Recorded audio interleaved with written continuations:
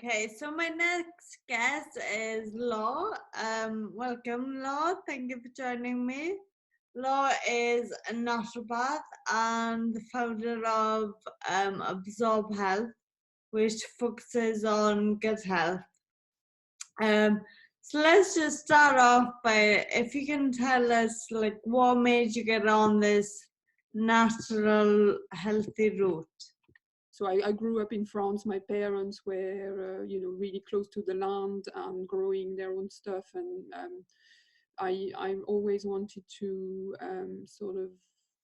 I was always fascinated by the body and how the body was working and how, you could just be healthy naturally, basically. And I found the School of Naturopathic Nutrition, and I started the course there while I was still working. Why the gut? Why is it so important? So the gut, so we can ask ourselves, what is the gut microbiome? So it's, we're hearing a lot about the microbiome at the moment. A really good reference is Dr. Zach Bush, who's talking a lot about the microbiome, which is the biodiversity. It's our environment, what's around us. And basically there's something exactly similar to what's around us inside of us.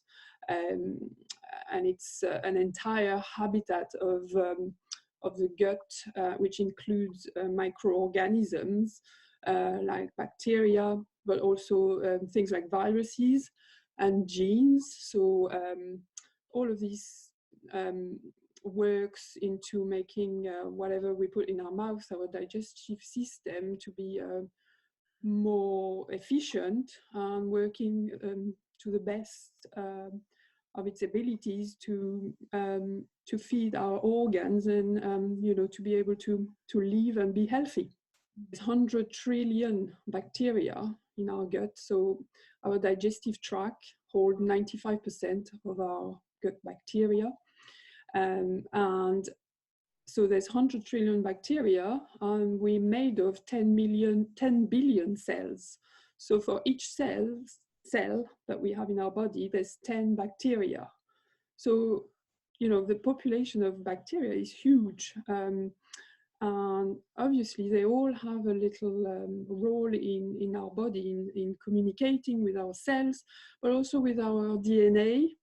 They also carry genes, those bacteria, and we've got 20,000 genes that we carry over from DNA from the way we're born and stuff. But those bacteria also hold 2 million genes. And so if we're not maintaining the environment of these bacteria, we are going to start waking up things in our bodies that are not going to be very beneficial for us. And that's why we need to keep an environment that's enabling a balance, a symbiosis of good bacteria. So it would be an 85% good bacteria against 25%. So there's always some bad stuff in our gut, like there is also in our environment. Mm-hmm. But it's making sure there is a bigger percentage, like, well, I'm talking 75%, so 3/4 is good, so that we can survive to live to an optimal health. And the gut microbiome is really important in so there's several functions of it. So there's assimilation of nutrients, so it helps absorbing whatever we eat. So within the digestive process, it's there with the enzymes and the juices to help get the stuff into your bloodstream. It's also there to clean up toxic debris, and it's manufactures as well important vitamins like B1, B6, B12, vitamin K. All of these are really important in oxygenation of blood, breaking down fats, carbs. And they also manufacture hormones. So we talk about the gut-brain axis. So, sometimes if you're depressed, it might actually be that, there's something going on in your gut. hormones like dopamine, GABA, and serotonin. So they're all about, having, there's loads of messages going from the gut into our brain. And this is with those bacteria, that diversity of bacteria. There's a massive immune function. So 70% of our immunity is in our gut. And then also these bacteria produce short chain fatty acids. So these will have really a big impact on weight management, on bone density, on heart health. So really looking after your gut is crucial to your overall health. Yeah.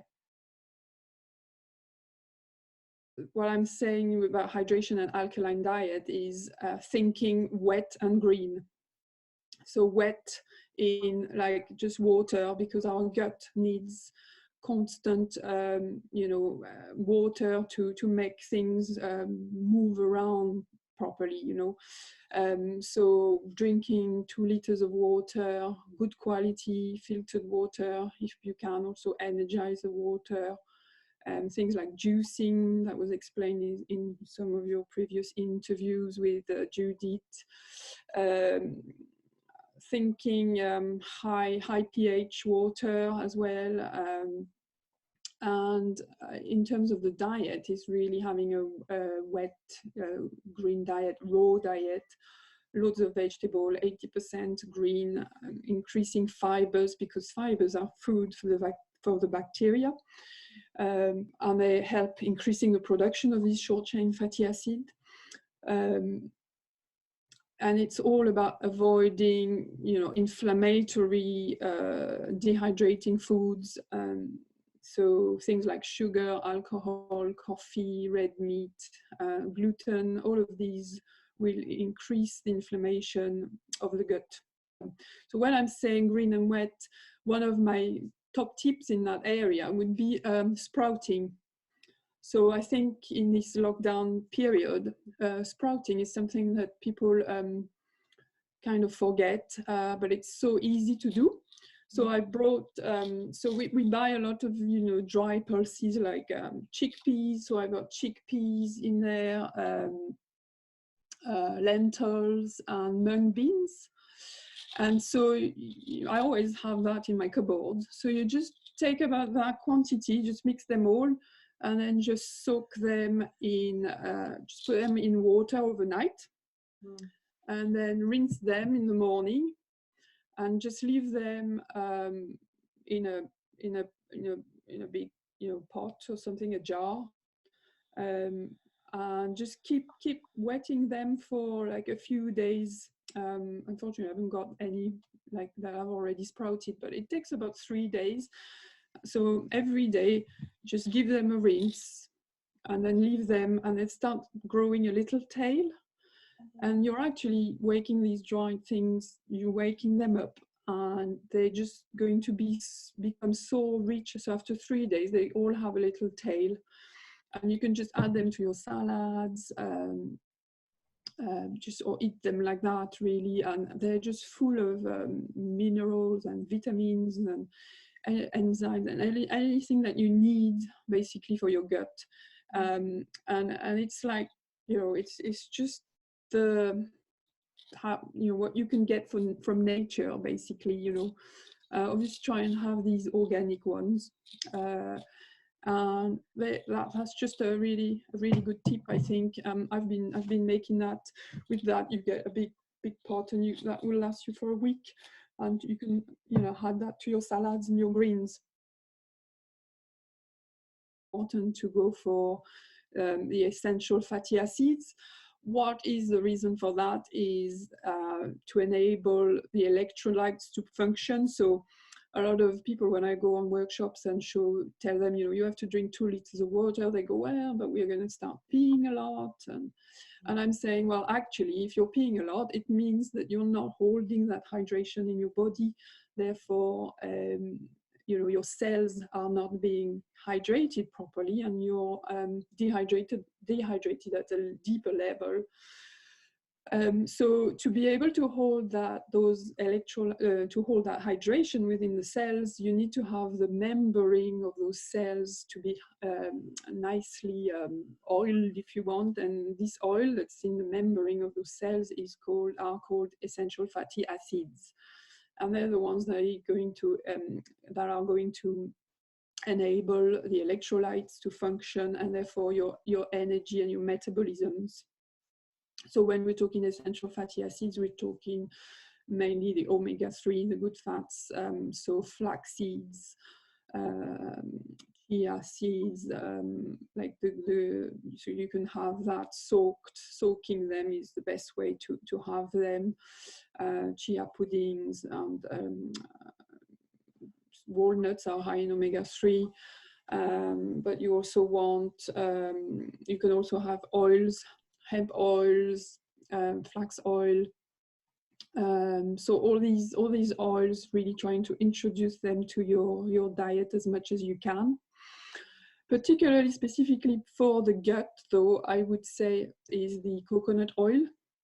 So even though it's a saturated oil, it's a really good healthy fat, high in healthy fatty acids as well, particularly the lauric acid, and it's actually an antiviral. So trying to add the coconut oil to your diet, it's a really good oil as well, because you can cook it at high temperature.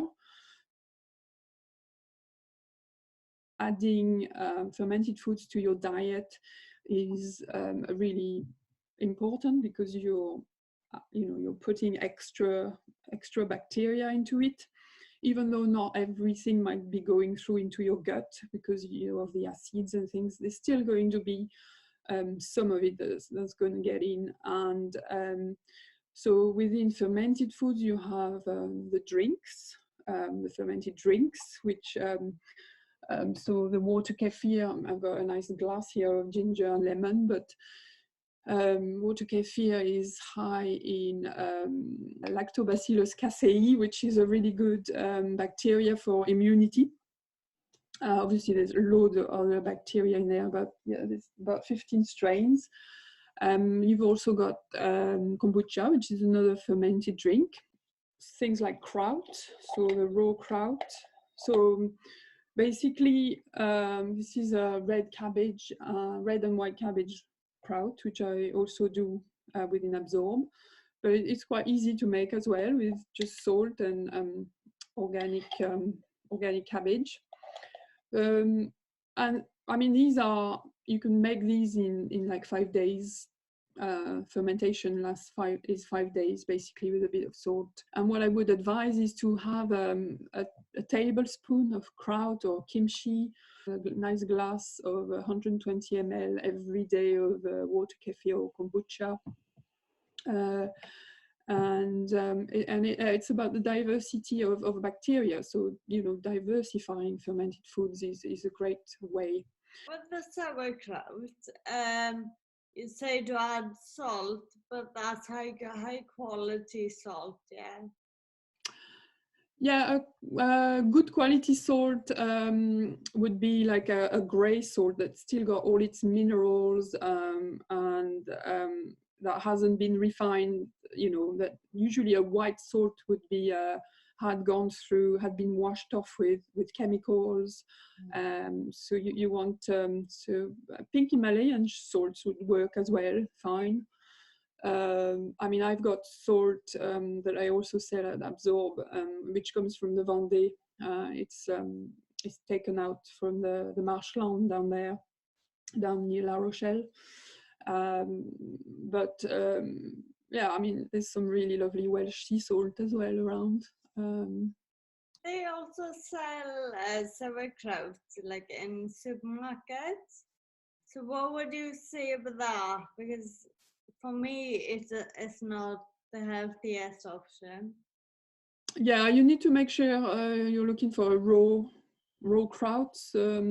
Some of the krauts, so say the ones that come from Poland and things, I think the cabbage has been kind of cooked or gone through a heating, sterilized. So obviously all the bacteria is probably dead then. Laure is the best kefir. It just tastes so beautiful. Oh, thank you. You sell them in many different shops, so maybe we can add a list or something, or just your contact details at the end of this for people to get in touch. Herbs, I'm thinking mainly carminative herbs. So that's what we call carminative herbs. So within that, you've got peppermint, aniseed, fennel, rosemary, lemon balm, ginger, cinnamon. All are really good for helping decreasing bloating and gas. So obviously when people are locked down as well, they can, feel, stressed and imbalances, and it's really nice to always be thinking of these herbs as a help. At the moment you get so much fresh peppermint. I do a water kefir with peppermint, for example. You're starting to see the rosemary coming out, lemon balm, and obviously the ginger. So my top tip for these herbs is the ginger. Ginger is amazing. It's an inflammatory, an antioxidant as well, antiviral. So ginger is really good for things like nausea, any stomach issues really. So anything at the upper digestive system. Anything to do with indigestion, and so my top tip is this, and one of the teas that I've been sipping a lot ever since this big crisis is so ginger with a couple of slices of lemon and a tablespoon of apple cider vinegar all together. Crush all of that, top up with hot water. You can add a little teaspoon of raw honey, or yacon syrup or stevia, something to sweeten it slightly. I don't really put anything sweet in there, and just sip it throughout the day. I think it's a great tea as well, in terms of it boosts your metabolism, because it's got the lemon and the apple cider vinegar, which raises your pH as well, your body's pH. For me, the breathing is the connection between what's happening, on the outside and what's happening in the inside. So when you start breathing consciously, you're reconnecting with yourself, and you're also connecting with the outside. But consciously breathing, you're also emptying your mind of all the stress and all the chatter that's happening in your head. One of the things I think, which I find as a French person funny, is we call it the moustache breathing. So you have to think of the air going into, so you're thinking of the moustache, and you're thinking of the air when you're breathing. Is that air at the tip of your nose going into your body, and then breathing out also through. So it's all about the tip of your nose and breathing in and breathing out. It's the warm air coming out. And Judith had this really nice one about letting go. So letting in the air and going out, getting rid of what you don't need, but also physically thinking of the moustache. It's the nice little tip. But when you're also, so you've got the meditation where you're breathing like that, you can try and find 5 minutes a few times a day, and do that when you as soon as you're feeling stressed or panicked about the whole situation. We all have these issues coming up, wondering what's going to happen for the future. And it's really important to get back to your breath. And when you're doing things like yoga, yoga is constantly you're moving, so it's breathing through movement as well. So you're moving, you're breathing in, and then you're breathing out. So you're doing all these different postures and really being aware of the movement, the breathing with the movement. And I do a lot of running, for example. And for me, it's really important to breathe as well. So when I'm running, I'm consciously thinking of my breathing, but I'm doing it in a stronger way.